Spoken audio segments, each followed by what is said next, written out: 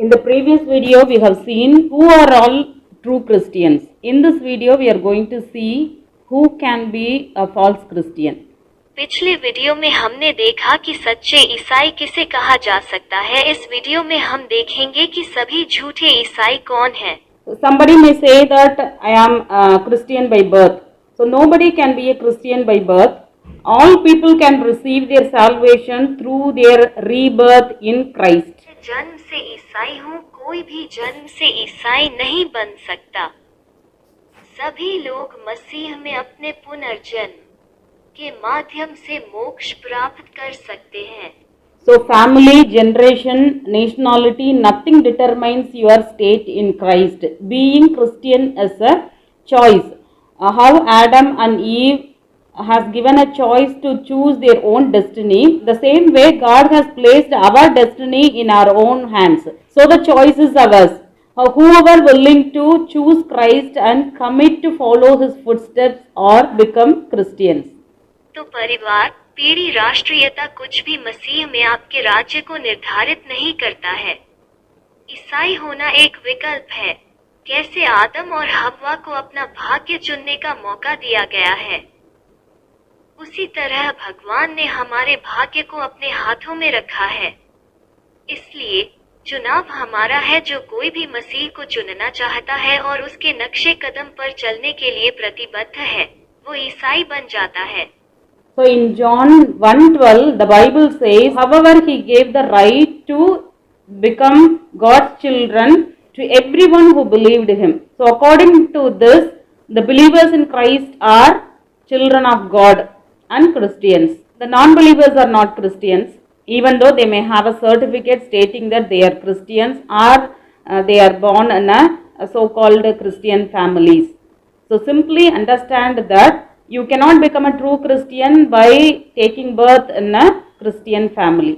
यूहन्ना 1:12 में बाइबल कहती है, हालांकि उसने उन सभी को परमेश्वर की संतान बनने का अधिकार दिया जो उस पर विश्वास करते थे। इसके अनुसार मसीह में विश्वास करने वाले ईसाई और परमेश्वर की संतान हैं। गैर आस्तिक ईसाई नहीं हैं। भले ही उनके पास एक प्रमाण पत्र हो सकता है कि वे ईसाई हैं या तथाकथित ईसाई परिवारों से संबंधित हैं। People sometimes may say, I am a Bible scholar, I am a pastor, I preach even in the church. Understand that there are so many religious people who are studying in Bible college who can procure a certificate and even posted as pastors in the churches. But if they don't have an experience of salvation, they are false Christians. For example, when Jesus is serving in this world, he rebuked Sadducees, Pharisees and teachers of the law. He called them hypocrites, whom he called, so they were then so-called Bible scholars. They held high position in the church, but though they were Bible scholars, hold high position in the church as leaders, elders, pastors, preachers. Jesus never accepted them as his own disciples or he never encouraged their false teachings too. मैं एक Bible विद्वान हूँ, मैं एक पादरी हूँ, मैं church में भी प्रचार करता हूँ। यह समझे कि इतने सारे धार्मिक लोग हैं जो बाइबल कॉलेज का अध्ययन करते हैं, प्रमाण पत्र प्राप्त करते हैं और यहाँ तक चर्चों में पादरी के रूप में तैनात होते हैं। लेकिन अगर उनके पास उद्धार का अनुभव नहीं है तो वे झूठे ईसाई हैं। उदाहरण के लिए, जब यीशु इस दुनिया में सेवा कर रहा था तो उसने फरीसियों और सदूकियों और कानून के शिक्षकों को डांटा। उन्होंने उन्हें पाखंडी कहा। जिसे उसने ऐसा कहा था, वे उस समय के बाइबल के विद्वान थे।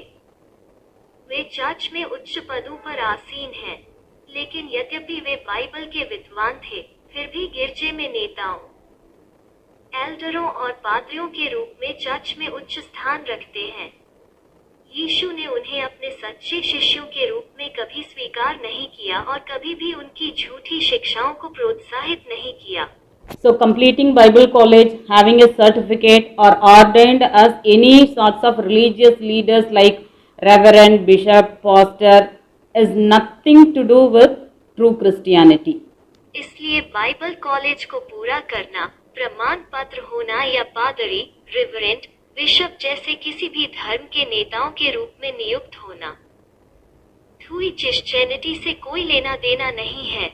People may say, I am a regular church goer, I took baptism, I give tithe, offerings, and I took part in every church activities. By giving money, you cannot become a favorite person for God. Nowhere in the Bible God asking for money so that He can bless you. It is all the preachers' tactics for their own convenience. They made you all to believe that by giving money you can satisfy God.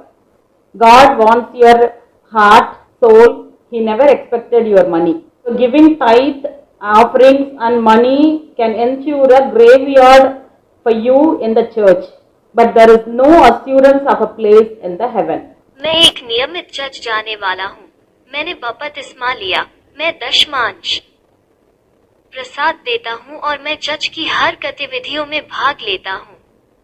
पैसे देकर आप भगवान के पसंदीदा व्यक्ति नहीं बन सकते। भगवान कहीं नहीं बाइबल में अपने पैसे मांगते हैं ताकि वो आपको आशीर्वाद दे सके। यह सभी प्रचारकों की अपनी सुविधा के लिए रणनीति है। उन्होंने आप सभी को यह विश्वास दिलाया कि पैसे देकर आप भगवान को संतुष्ट कर सकते हैं। भगवान आपका दिल चाहते हैं। उसने कभी आपके पैसे की उम्मीद नहीं की। इसलिए दशमांश और प्रसाद देना चर्च में एक कब्रगाह सुनिश्चित करता है, लेकिन स्वर्ग में जगह का कोई आश्वासन नहीं है। People may believe that I am a member of a church so that I'll go to heaven. In Revelation 20:15, it is written in the Bible like this: if anyone's name was not found written in the book of life, he was thrown in the lake of fire. So through this, I want to tell you one thing: having your name in the church register or becoming a member in a church is so easy. But sadly, registration of your name in the church register doesn't confirm that your name will be found in the book of life. If you are a member of a church, graveyard will be confirmed to you. But if your name is not found in the book of life, heaven is not confirmed. So decide today what you want: a religious enjoyment in the world and spending eternity in the hell, or a true Christian life which will ensure a place in the heaven. So the choice is yours. मैं एक church का सदस्य हूँ। प्रकाशित वाक्य रात के 8:15 में लिखा है, यदि किसी का नाम जीवन की पुस्तक में लिखा हुआ नहीं पाया गया तो उसे आग की झील में फेंक दिया गया। तो इसके माध्यम से मैं तुम्हें एक बात बताना चाहता हूँ। चर्च रजिस्टर में अपना नाम रखना या चर्च में सदस्य बनना इतना आसान है, लेकिन दुख की बात है कि चर्च के रजिस्टर में आपका नाम दर्ज होना इस बात की पुष्टि नहीं करता है कि आपका नाम जीवन की किताब में मिलेगा। जीवन स्वर्ग की पुष्टि नहीं हुई है, इसलिए तय करें कि आप क्या चाहते हैं। दुनिया में एक धर्म का आनंद और नरक में अनंत काल बिताना, या एक सच्चा ईसाई जीवन जो स्वर्ग में एक स्थान सुनिश्चित करेगा। चुनना आपको है। So choose wisely. May God bless you till we meet again. बुद्धिमानी से चुने, भगवान आपको तब तक आशीर्वाद दे जब तक हम फिर से न मिलें।